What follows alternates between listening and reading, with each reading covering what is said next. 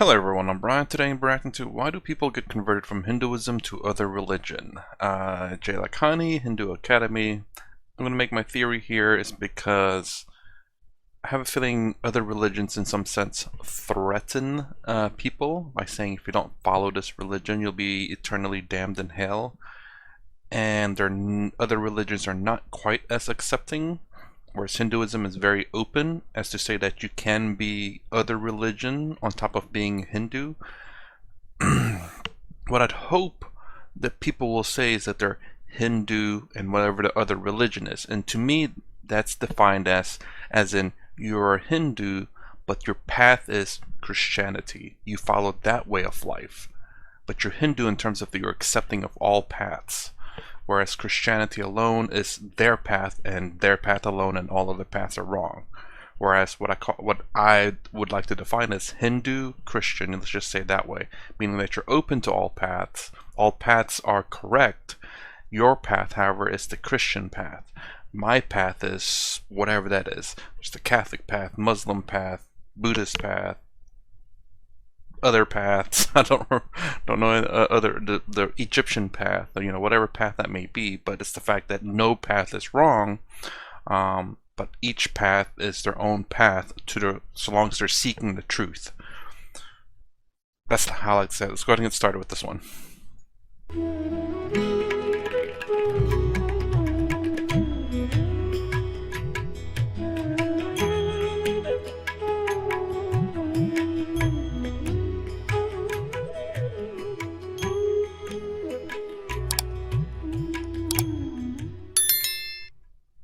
The way, you see, I like Christ, but I have a problem with Christianity. I like Christ, but I have a problem with the church. And I talk to many Christian ministers who say the same to me. Say, Mr. Lakhani, we love Christ, but this stodgy church that we have to belong to kind of imposes all sorts of weird things on us, and we are not happy with it. So this is nothing new. So I have the same issue. I love church, I love Christ, but not the church. Now the church, you see, is like an organization that wants to expand. You see, they just want numbers. It's a number game. So they want to continue to convert others. Not only one Christian, other Abrahamic tradition has the same problem, same issue. They want to expand. They want to kind of rule the world and all that. It's horrible. The reason is this. Well, let me put my reasoning first, because obviously back in the day when religion first was coming up, back in medieval ages, and I think it's a matter of controlling people. The more people that's converted to your side, they'll fight for you against the opposition. And your religion was based on your culture and the amount of people that you have. If your people died, then your religion's dead, essentially. And that's basically a numbers game too. You see, how do you convert? Best example is Buddhism. Buddhism was the first, the first kind of missionary religion in the face of this earth. By just being a good Buddhist, you impress other human beings who say we want to embrace this idea. This is the honest way of converting, in the sense that you say, look, do you like what I'm practicing? They say, yes, we like this. You are so peaceful.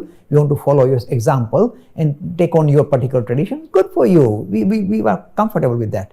Now with the other Abrahamic tradition, the way they have kind of promoted themselves is really very worrying and very frightening, and continues to be very frightening and worrying. It's as follows. Let's look at how they promote their tradition. Either through bribery. So on one hand they say, here is the Bible, on the other hand bread. We will give your children food, education, job when they grow up, but please embrace the Bible. So if you're offering the Bible and a bread on one hand and Bible on the other, that is called bribery. I think Christ will be shuddering, saying, what are these guys doing in my name? So bribery is the last way you use to try and convert people to your tradition. Unfortunately, this is the method they use most of the time. The second is through force. If you look at the history of humanity, the way some of this Abrahamic tradition kind of spread throughout the world, it was through force. At the point of a gun or a point of a sword, they converted people. I'd say we kill you or convert you. So this was the tradition, method used. Is frightening. It's very uncivilized, and this is how they're promoting themselves. Or sometimes they use fear. Mr. Lakhani, if you don't follow our particular way of thinking, you're going to end up in hell forever and ever and ever. And we like you, Mr. Lakhani. We can't let you fall in hell. So please join us. So this is, if you like, fear, fraud. It's fraudulent. I don't believe in nonsense like that. Why should somebody, suppose I don't believe in any religion, why should I go to hell? So this idea of promoting the tradition through fear, through force, through fraud, through bribery is frightening, or through financial inducement. Oh, we give you this money, come on, convert. So, Real quick, another funny thing is that I remember watching recently. There's a particular island. I can't remember what it's off of a major continent, but it's untouched by modern civilization. And there's a Christian guy that feared for their souls to be eternally damned in hell. So I think he swam over there. I mean, people are forbidden to go to the island because they're untouched by modern society and modern diseases too. But if I don't remember if the story is true, but I wouldn't doubt it to be true. But I think he swam over there, got scared, ran back, then went there again, and I think he ended up getting killed because he wanted to convert them to Christianity. And this is not a priest or anything. It's just, I think, a regular dude that just really believed in Christianity and wanted their souls to be saved. Although, one thing if I could talk to him, it's like, you're damning them to hell if you tell them about Christ. Because if I hear this correctly, the explanation why babies who die when they're young before they're able to believe in God or Christianity, they're automatic because they're naive of it, so they automatically get a pass to heaven. People prior to the Christian religion, they get a free pass because Christian religion didn't exist in the past. So because of they're ignorant of that, they get a free pass to heaven.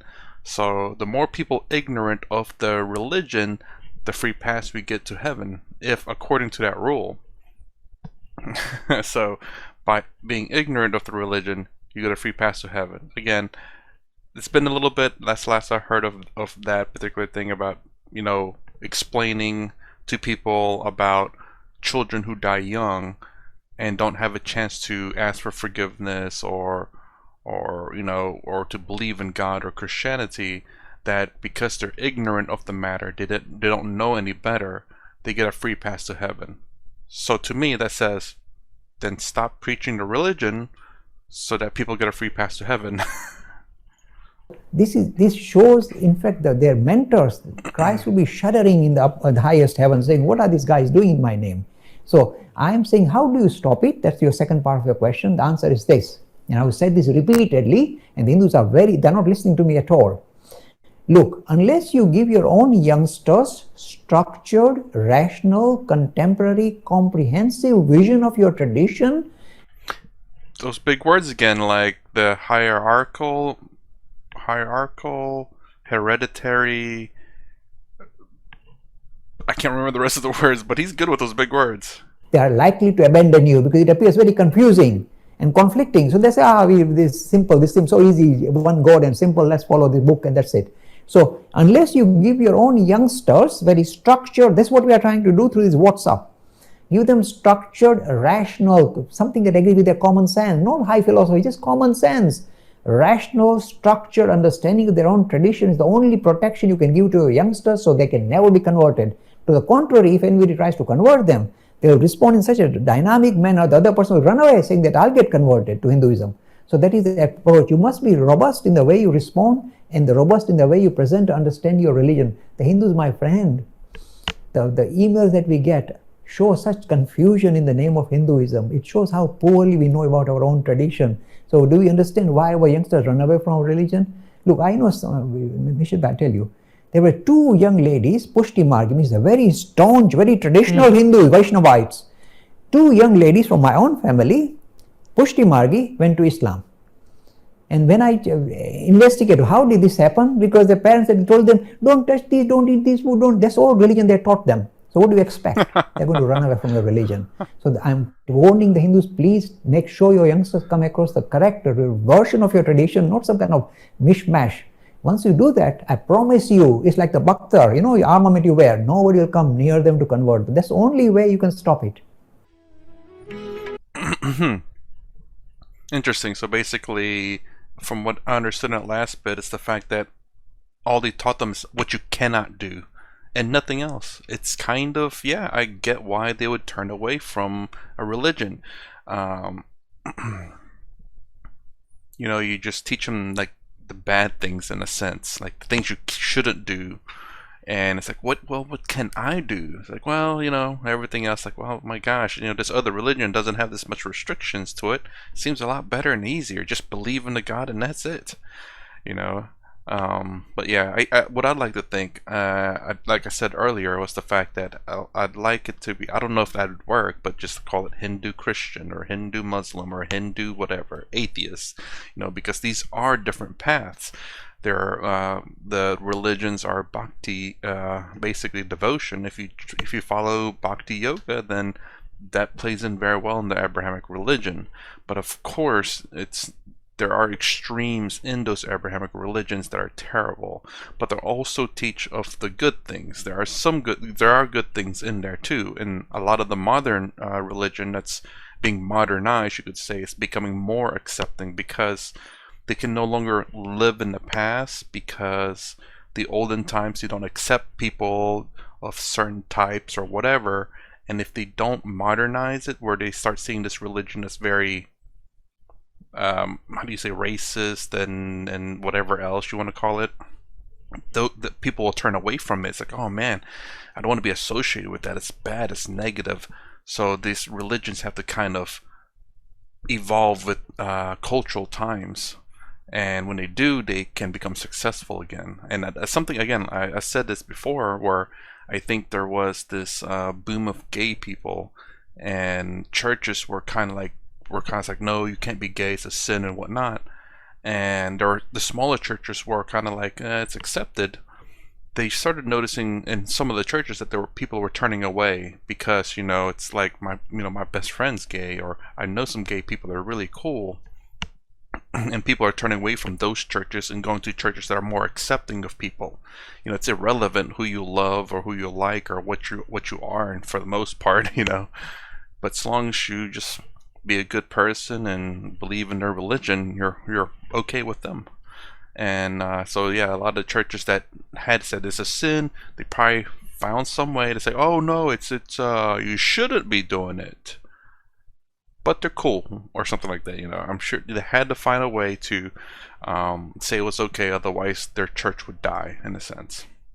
So again, like I said, Hinduism Christian, Hinduism atheist, Hinduism agnostic, meaning that you're a Hindu as in the fact that you accept all paths. All paths can be correct. What I mean by can be is the fact that, as long as you're seeking the truth, you're on the right path. And if the Christian path is the correct one for you, then follow that path, but do not say other paths are incorrect. And that's the problem that I have with Abrahamic religion, is the fact that they say their path is the only correct path and all other paths are wrong. And this is why I really enjoyed Hinduism, the fact that all paths is correct. You just have to find the right way, the right one for you, and just seek the truth. I'm like, holy crap, that is amazing, refreshing, and I love it. So I don't know. Let me know what you guys think about what I said, like Hindu Christian. I don't know, just throwing it out there. It makes sense to me, but obviously I'm sure there could be some Hindu people that don't like that. It could definitely gonna be all the Abrahamic religion that'll hate that, I'm sure, because their path is the only right path. But it just more goes along the lines of how I see Hinduism, as in all path is acceptable, is right to a degree, as long as you seek the truth. It's the right path, whether the path be following the Bible, the Quran, that 4 pillar paths, I can't remember what Buddhism is, or the scientific truth, whatever it may be. Anyways, it's my reaction to why do people get converted from Hinduism to other religions. If you like my content, please consider subscribing, thumbs up, thumbs down below. Thanks for watching, and I'll see you in the next vid.